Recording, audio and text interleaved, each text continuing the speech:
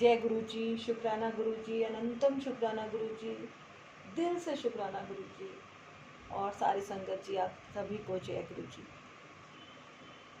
सात संगत जी, आज हम पार्ट 9 लेंगे दिव्य आभा का। 8 पार्ट में कर चुकी हूँ। जिसका भी छूट गया हो अगर, तो वो पार्ट 1 से लेकर 2, 3, 4, 5, 6, 7, 8 और ये 9 सभी सुने, वो स्किप ना करें, है ना। हम जब पूरा ग्रंथ सुनने बैठे हैं तो पूरा ही हमें श्रवण करना चाहिए। संगत जी, गुरु जी ने तो मुझे बहुत ब्लेस किया है। मैं 1 साल से गुरु जी के साथ लगातार जुड़ी हुई हूँ और मैं अब इनको अपना फादर मानती हूँ, गुरु का, है ना। कहते हैं ना, आपने मैसेज में भी पढ़ा होगा बहुत ज़्यादा, लव यू गुरु पा, है ना। तो ये बात बिल्कुल सच है, लव यू गुरु पा। मैं गुरुजी को बिल्कुल अपने पिता समान ही मानती हूँ और यही मेरे पिता हैं, गॉड फादर हैं। क्योंकि अपने पापा से तो हम इतनी सारी बातें कह भी नहीं पाते जितनी बातें हम अपने इन वाले पिता से कह सकते हैं। तो संगत जी, मेरा कनेक्शन तो इनके साथ बहुत दृढ़ बन चुका है पिछले 1.25 साल में। अभी मेरे को 1.25 साल होने को है और गुरुजी ने मेरी लाइफ में बहुत सारे मिरेकल करे हैं, बहुत सारे। फाइनेंशियली भी करे हैं, इमोशनली भी करे हैं और मुझे बहुत शक्ति दी है। जब भी मैं निराश होती हूँ, बस मैं यहाँ पे आके दरबार में खड़ी हो जाती हूँ और मुझे इनके सामने खड़े होकर बहुत ही पॉजिटिव एनर्जी मिलती है। ऐसे जैसे डगमग डगमग कभी दिल दिमाग होता भी है तो यहाँ आके मुझे बहुत शांति का अनुभव होता है। और आज मैं आपके साथ एक बात और शेयर कर रही हूँ संगत जी, आपको पता नहीं कितना बिलीव होगा कितना नहीं, लेकिन मेरा ऐसा विश्वास है कि ये जो वर्षा वाली बातें होती है ना, ये शायद कहीं ना कहीं सच हैं, है ना। कहीं ना कहीं ये चीज़ें सच हैं कि ऐसा होता है। क्योंकि मैंने अपने दरबार में भी ऐसी कुछ बातें फील करी हैं यहाँ पे, कि जैसे मेरे फ्लावर्स रखे थे तो ये मैंने एक दिन महसूस करा कि ये कैसे गीले गीले से हो रखे हैं, सब कुछ सूखा हुआ और फ्लावर्स मेरे गीले हो रहे हैं। कभी कभी गुरुजी के स्वरूप में मेरे को ऐसा फील होता है कि जैसे पानी के छींटे पड़े हुए हैं। तो अब मैं इस बात को समझ नहीं पाती, नादान बुद्धि हूँ, गुरुजी क्षमा करें कि वो क्या चीज़ है। मैं इसके बारे में कुछ भी नहीं कह सकती कि वो है क्या चीज़, लेकिन हाँ इतना मुझे विश्वास है कि गुरुजी के साथ जुड़ के मेरा जीवन में बहुत ज़्यादा पॉजिटिविटी आई है। मैं बहुत ज़्यादा अपने आप को पावरफुल महसूस करती हूँ। गुरुजी के साथ मुझे एक बात और समझ में आई है कि मैं पिछले, जब तक मैं गुरुजी से नहीं जुड़ी थी तो मैं बहुत दुखी दुखी सी रहती थी और अकेलापन बहुत ज़्यादा फील करती थी। अब कुछ मेरी ऐसी घटना घटी घर के परिवार के अंदर कि बहुत मेरे को परेशानियों का सामना करना पड़ा और मैं बहुत अकेली अकेली हो गई। तो गुरुजी से मुझे ऐसी फीलिंग आई कि मेरा एक परिवार जुड़ने वाला है, मेरा एक परिवार जुड़ने वाला है, वो है गुरु परिवार। ये बात मुझे बहुत बाद में समझ में आई कि मेरा कौन सा परिवार जुड़ने वाला है। क्योंकि परिवार तो मतलब गुरु परिवार, और गुरु परिवार भी कैसे जुड़ेगा वो भी गुरु जी ही जाने, मुझे तो नहीं पता कि मेरा परिवार कैसे जुड़ रहा है। बस मैं संगत जी आप सबसे ही अनुरोध करती हूँ कि आप मेरा गुरु परिवार बनिए। आपके एक एक लाइक से मुझे मोटिवेशन मिलेगा, एक एक सब्सक्राइबर से मुझे मोटिवेशन मिलेगा और मेरी ये यात्रा आसान हो जाएगी। गुरुजी ने मुझे दिव्य आभा पढ़ने का जो मार्ग दिखाया है, गुरुजी ने मुझे सपने में ही ऐसा बताया कि मैं दिव्य आभा को पढ़ूं और मैं ये सब लोगों को सुनाऊं। ज़्यादा से ज़्यादा संगत को मैं पूरी दिव्य आभा पढ़कर सुनाऊं। अब दिव्य आभा को मैं ज़्यादा से ज़्यादा संगत के पास कैसे पहुंचा सकती हूँ, मेरे पास तो ऐसा कोई माध्यम है ही नहीं। तो फिर मुझे ही ये थॉट आया बैठे बैठे कि क्यों ना यूट्यूब के माध्यम से ज़्यादा लोगों से कनेक्ट किया जाए।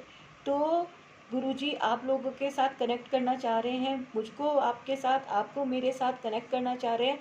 वो गुरुजी जाने कि वो क्या चाह रहे हैं और कैसे इसको कब कहाँ कैसे मिलवाना है, वो भी वही जाने, है ना। तो मैं तो इस बारे में कुछ नहीं जानती। संगत जी, आज मैं आपके साथ ये बातें इसलिए शेयर कर रही हूँ ताकि आप इस वीडियो को पूरा का पूरा ध्यान से सुने, इसको हल्के में मत लें और अपनी आस्था को दृढ़ करें कि जो दरबार है ये बहुत चमत्कारी दरबार है और इसमें जो है आपके लिए बहुत कुछ छिपा है। आप केवल शुक्राना करते जाइए, बाकी का काम तो गुरुजी ने अपने आप ही संभालना है ना। तो अभी मैं इस दिव्य आभा का पार्ट 9 पढ़ रही हूँ, आप इसे ध्यान से सुनिएगा। और ये गुरुजी ब्लेसिंग कल्याण कित्ता चैनल को ज़रूर सब्सक्राइब कीजिएगा और ज़्यादा से ज़्यादा लोगों को आप ये वीडियो शेयर कीजिएगा, है ना।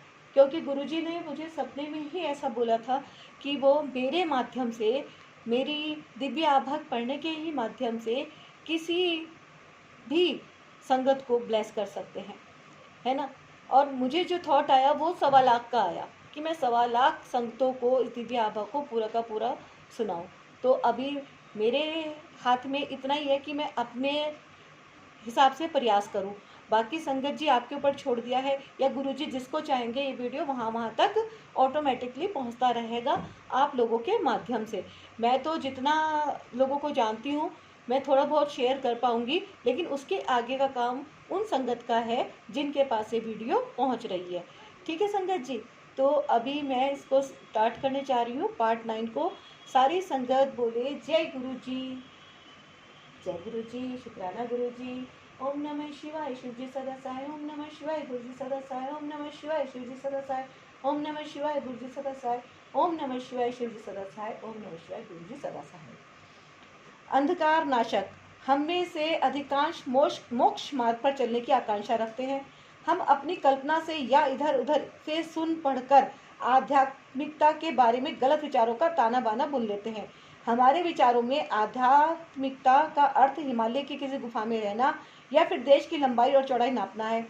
हम इससे अनभिज्ञ रहते हैं कि कोई भी अध्यात्म का मार्ग तो केवल गुरु के कमल चरणों में शीश झुकाकर ही पूर्ण हो सकता है। वही हमें इस संसार के मोह माया के जाल से निकालकर आध्यात्म के मार्ग पर अग्रसर कर सकते हैं। गुरु का अर्थ ही अंधकार को नष्ट करने वाला है। हम जो अज्ञान के अंधकार में भटक रहे हैं, केवल गुरु में इतनी शक्ति है कि वह हमें वहां से निकाले। गुरु परमात्मा है, उनकी उपस्थिति उन्नति के पथ पर अग्रसर कराने के लिए पर्याप्त है। उनके सहयोग से ही तो हम अपने आत्म को प्रकाशमान कर सकते हैं। जीवन में उनके सहयोग से ही आध्यात्मिक ज्ञान संभव है। हमारे धर्म ग्रंथ गुरु चेले के उदाहरणों से भरपूर हैं। हमारे वह समस्त महापुरुष जिन्हें हमने भगवान सदृश माना है, वह उन सब ने मृत्यु रूप में इस पृथ्वी पर अवतरित होकर गुरु से शिक्षा ग्रहण करी थी। कृष्ण संदीपन के चरणों में बैठे तो राम ने वशिष्ठ से उपदेश ग्रहण किया। यीशु ने जॉन से जोर्डन नदी के तट पर दीक्षा ली, और देवताओं के गुरु बृहस्पति को कौन नहीं जानता। हमारा सौभाग्य है कि हमारी गुरु की खोज में हमें गुरु जी का आशीर्वाद मिला है। वह दिव्यता के मानवीय प्रतिबिंब है। वह सर्वत्र सर्वज्ञ और सर्वशक्तिमान है। उदारता की बौछार। 1991 में मेरे घुटनों में अभूतपूर्व पीड़ा होती थी। वेदना इतनी अधिक होती थी कि दर्दनाशक औषधियाँ लेने के बाद भी मैं रात भर सो नहीं पाती थी। मैंने एलोपैथिक, होम्योपैथिक और घरेलू उपचार सब कर लिए, किंतु व्यथा बनी रही। जब मैंने गुरुजी को इससे अवगत कराया तो उन्होंने रसोई से एक चम्मच मंगाकर मेरे घुटनों पर रखकर एक मंत्र का उच्चारण किया। उसी समय दर्द समाप्त हो गया और उसके बाद वह कभी लौट कर नहीं आया। मैं अब भी अपने घर की चौथी मंजिल तक सीढ़ियाँ चढ़ती हूँ और प्रतिदिन 2 घंटे घूमने भी जाती हूँ। कोलकाता में मुझे मियादी ज्वर के पश्चात हल्का ज्वर रहने लगा। उस 1.5 माह से मैंने सब परीक्षण करवा लिए और कई तरह की औषधियाँ भी ली, पर कोई लाभ नहीं हुआ। मेरा विवरण सुनकर गुरुजी ने जैसे ही पान के पत्ते मेरे ऊपर रखे, ज्वर लोप हो गया। जय गुरुजी। अपने दिल्ली स्थानांतरण के समाचार सुनकर मैं लावण्य प्रतिष्ठान खोलना चाह रही थी, क्योंकि मैंने इसका और बाल संवारने का प्रशिक्षण प्राप्त किया था और पहले एक ऐसे स्थान पर कार्यरत कर चुकी थी, पर गुरुजी ने इसकी अनुमति नहीं दी। उन्होंने कहा कि इससे मुझे दमा हो जाएगा। कालांतर में मुझे वास्तव में दमा हो गया। एक दिन मेरी अवस्था इतनी गंभीर हो गई कि मैं अपने जीवन के लिए जूझ रही थी। मुझे सांस लेने में अत्यंत कठिनाई हो रही थी और मुझे प्रतीत हो रहा था कि यह मेरे जीवन का अंत है। मुझे अति शीघ्र चिकित्सालय ले जाया गया। पूरे मार्ग में गुरुजी का चित्र अपने हृदय से लगाकर उनसे अपने जीवन रक्षा के लिए प्रार्थना करती रही। तत्काल मुझे प्राण वायु और कुछ इंजेक्शन दिए गए। बाद में चिकित्सक ने बताया कि 2 मिनट की देरी भी मेरे लिए घातक सिद्ध हो सकती थी। बाद में जब मैं गुरुजी के पास गई तो मेरे बोलने से पहले ही उन्होंने कहा कि उन्होंने मुझे दलदल से निकाला है। यह सत्य वचन थे। बाद में जब मैंने उन्हें श्वास यंत्र और प्रबल औषधियों से मुक्त कराने की बात बार बार करी तो उन्होंने डांट कर कहा कि उन्हें स्मरण न कराया जाए, उन्हें मेरी समस्या के बारे में ज्ञान है। 1 मास व्यतीत होने पर मुझे अचानक आभास हुआ कि मुझे दवा नहीं था। इसका अर्थ यह था कि मुझे श्वास यंत्र की आवश्यकता नहीं थी। यात्रा पर जाते हुए सुरक्षा के लिए मैं अब भी श्वास यंत्र खरीद कर ले जाती हूँ और घर वापस आने पर उसी नवीन अवस्था में उसे दुकान पर वापस कर देती हूँ। दमा अब पूर्णतः समाप्त हो चुका है। जय गुरु जी। एक बार संगत में गुरु जी ने एक भक्त के सिर पर अपने हाथ रख दिए तो वहां से गुलाब के पुष्प झड़ने लगे। गुरु जी ने वहीं एक महिला के सर पर किया तो वहां पर भी यही हुआ। उस महिला ने अपने दुपट्टे में वह गुलाब एकत्रित कर लिए। वह अति सुंदर चमत्कार था। मेरे जन्म दिवस पर गुरुजी ने पूरी संगत के सामने मुझे अपने दोनों हाथ आगे करने को कहा। अचानक मेरे हाथों से ऊपर से एक साड़ी आकर गिरी। गुरुजी ने कहा कि उसे मैं स्वच्छ स्थान पर रखूं और कभी नहीं पहनूं। उस साड़ी से मैं आज 10 वर्ष पश्चात भी गुरुजी की वह विशिष्ट सुगंध आती है। जय गुरुजी। गुरुजी ने कुछ वर्ष पूर्व कहा था कि मेरी बेटी का विवाह एक अति शालीन व्यक्ति से होगा। मेरे बिना किसी प्रयत्न के मेरी बेटी का विवाह ऐसे ही घर में हुआ और गुरुजी की कृपा से वह आज 2 बच्चों की माँ है। जय गुरुजी। गुरुजी प्रसाद वितरण कर सबको आशीष देते हैं। मैंने कई बार उनको स्वयं अपने खाली हाथों में से किसी बर्तन में से नहीं शुद्ध घी का प्रसाद प्रकट कर वितरित करते हुए देखा है। एक बार इसी प्रकार एक भक्त को उन्होंने कड़ा प्रसाद दिया था। कई बार उन्होंने इसी भांति खाली हाथों में से अपनी सुगंध से भरे लड्डू निकालकर वितरित किए हैं। सबको मेरा परामर्श यही है, अनेक कम गहरे कुएं मत खोदिए। इनका जल या तो खारा होगा या जल्दी सूख जाएंगे। एक गहरा कुआं खोदिए जिसका जल आप जीवन भर ग्रहण कर सके। अध्यात्म ज्ञान एक गुरु से प्राप्त करने का प्रयास कीजिए। इस ज्ञान के गूढ़ अर्थों को समझिए। कुछ वर्षों तक उनके चरणों में बैठिए।